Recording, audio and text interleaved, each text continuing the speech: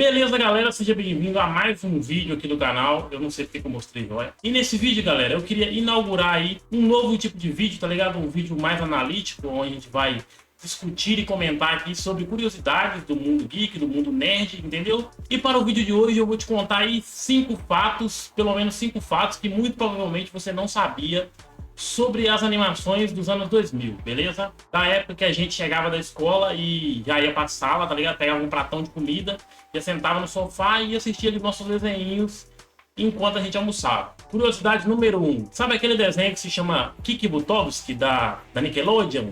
Sobre um garoto que quer ser o maior aventureiro do mundo, que ele faz manobras de skate, tipo Tony Hawk, ele faz manobra de bicicleta, ele pula o penhasco da morte, ele faz um monte de coisa interessante no desenho. Então, esse nome dele, Kiki Butovski, é um trocadilho em inglês.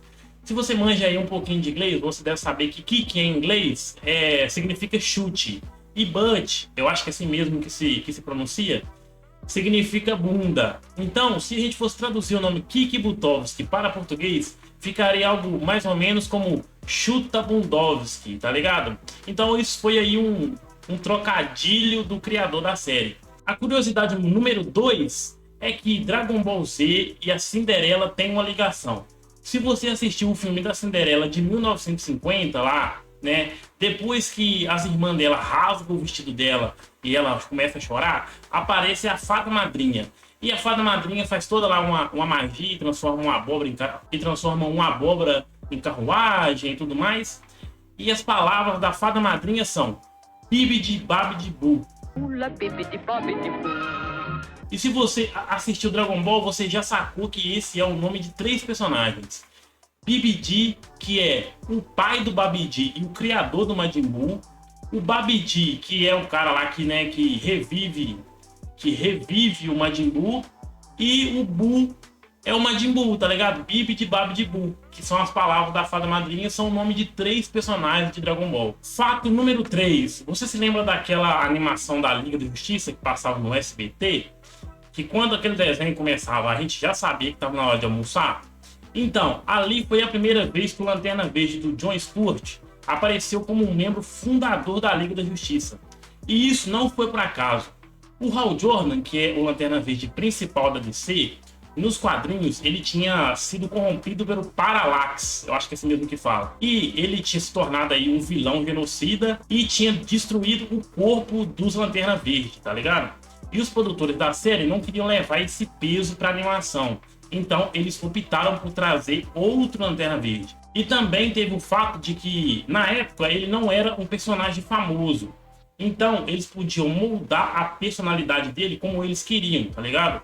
E os fãs não iam cair em cima. Porque você tá ligado como é que é fã de quadrinho, né? Se mudar a cor do sapato do personagem, os caras já ficam loucos. Então, se você tá assistindo o vídeo até aqui, muito provavelmente você deve estar gostando do vídeo, né? Então eu queria pedir para você deixar o seu like aí, se inscrever no canal, porque isso ajuda demais, cara. Ativa o sininho para você poder receber os próximos vídeos.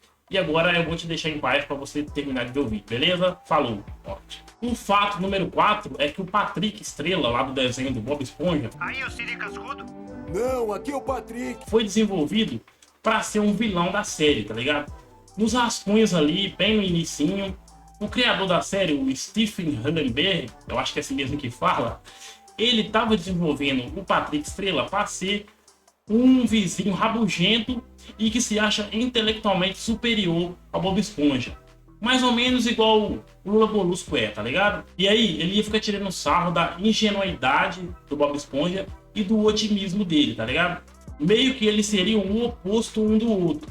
E o humor da série ia sair deles tretando o tempo todo. Só que aí, né, enquanto eles estavam lá desenvolvendo a série, a equipe e o próprio Stephen Hillenburg lá percebeu alguns pontos cruciais sobre o desenho. Primeiro, o Bob Esponja ia precisar de um amigo, né, de um aliado lá com ele. Segundo, já tinha um personagem rabugento, que era o Lula Molusco. E se fizesse mais um personagem igual a ele, ia ficar meio repetitivo demais. E terceiro, 2 personagens ali completamente ingênuos e literal, alimentando as maluquices um do outro, é uma fonte de comédia inesgotável, tá ligado? E a burrice do Patrick não era pra ser uma burrice maldosa, né? De um cara que faz mal ao outro. Era pra ser uma burrice ingênua. E isso traz mais humor ainda pra série. Eu lembro que em um dos primeiros episódios, né, o Bob Esponja vai lá e faz um elefante com bolha de sabão, velho. E aí, e aí o Patrick olha e fala assim: ah lá, é uma girafa. É uma girafa! Mano, eu morri de rir disso, velho. E até hoje, quando eu lembro, me dá vontade de rir. E o fato número 5 é o seguinte, velho. Você sabia que para o criador de Super Choque, o Dwayne McDuff, o Super Choque é um Homem-Aranha negro que vivia em Dakota? Porque a premissa dos dois universos são bem semelhantes. São dois ali, né, adolescentes comuns que depois de ganhar poderes, eles têm que conciliar a sua vida de super-herói com a vida escolar e familiar. E isso que eu falei aí não são as únicas coisas que os personagens têm em comum. Primeiro, eles sempre estão atrasados para tudo, né? Por causa da vida dupla. Segundo, eles têm que ficar inventando aí desculpa esfarrapada para todo mundo, porque eles estão sempre atrasados para tudo. Terceiro, como eles são pessoas comuns, né? Eles não têm os equipamentos, a tecnologia foda igual o Batman. Então, quase sempre, eles têm que inventar aí uma forma prática para derrotar o vilão. Então, basicamente, os criadores de Super Choque pegaram ali o que funcionava no Homem-Aranha, né? A relatabilidade, os sacrifícios, o humor da vida dupla e transplantou para uma outra cultura e botaram autenticidade. Então o Super Choque não é uma cópia fajuta do Homem-Aranha, ele tem a sua própria identidade, mas ele tem uma inspiração forte no Homem-Aranha. Entendeu? É isso aí. Então, galera, o meu eu do futuro veio aqui para poder finalizar o vídeo, velho. Eu espero muito que você tenha gostado. Comenta aqui embaixo qual dessas curiosidades você mais gostou. O vídeo vai ficando por aqui. Valeu e até o próximo vídeo. Fui!